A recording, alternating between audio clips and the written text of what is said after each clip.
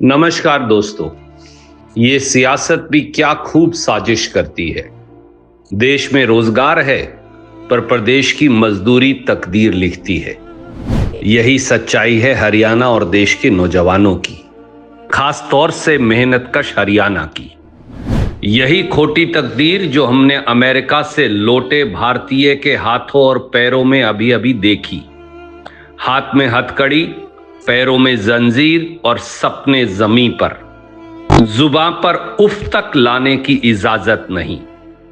दोस्तों, दर्द की इस तस्वीर से आप पहले ही रूबरू हो चुके हैं।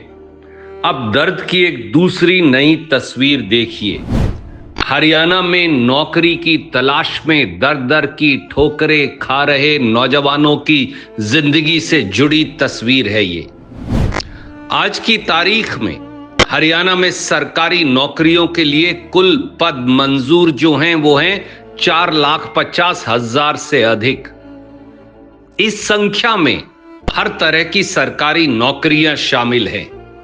अब देखिए कि 11 साल में भाजपा सरकार में इन पदों पर कितने सरकारी कर्मचारी नियुक्त हैं। चौंकिए मत, आधे केवल 2,70,000। मतलब हरियाणा में 1,80,000 यानी लगभग 2 लाख सरकारी नौकरी खाली पड़ी हैं। संख्या पर फिर एक बार गौर कर लीजिए, 1,80,000 से अधिक पद खाली हैं। और ऐसा भी नहीं है कि हरियाणा के बेरोजगारों ने अपनी तरफ से कोशिश नहीं की।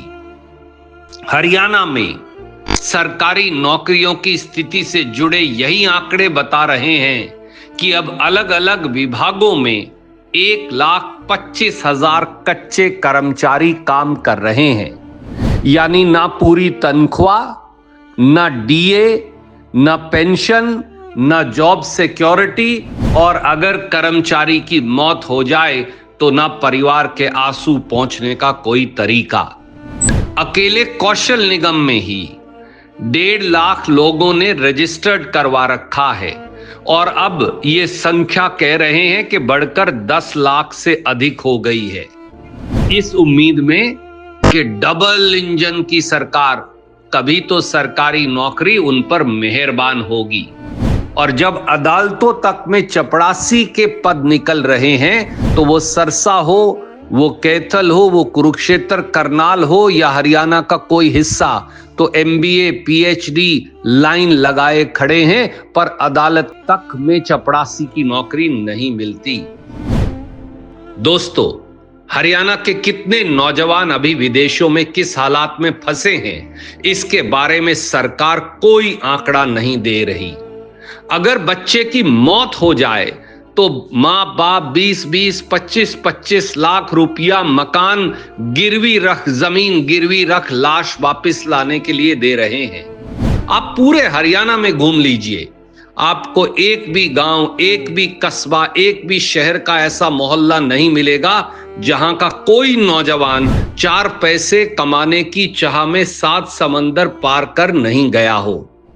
अब दिल पर हाथ रखकर जवाब दीजिए, अगर ये बीजेपी सरकार अमेरिका गए हरियाणा के लड़कों को यही घर में खाली पड़े 2 लाख पदों पर सरकारी नौकरी दे देती तो क्या वो जान की बाजी लगाकर वहां जाने और बेइज्जत होकर वहां से वापस आने की जलालत झेलते? ये सवाल आपको खुद से पूछना पड़ेगा।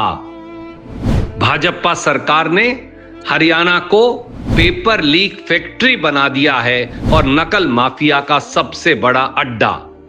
भाजपा राज में शिक्षा और परीक्षा दोनों नकल माफियाओं के हवाले हैं।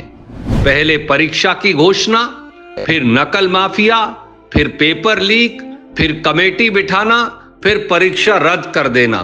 बच्चों की जिंदगी ऐसे ही जा रही है।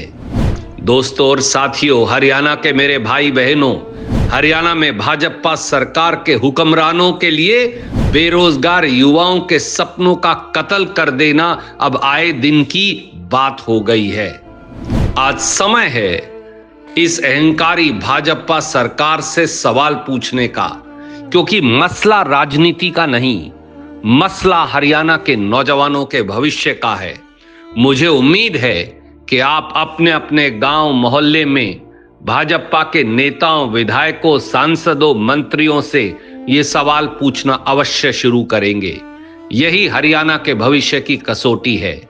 राम राम, नमस्कार, जय हिंद, जय हरियाणा।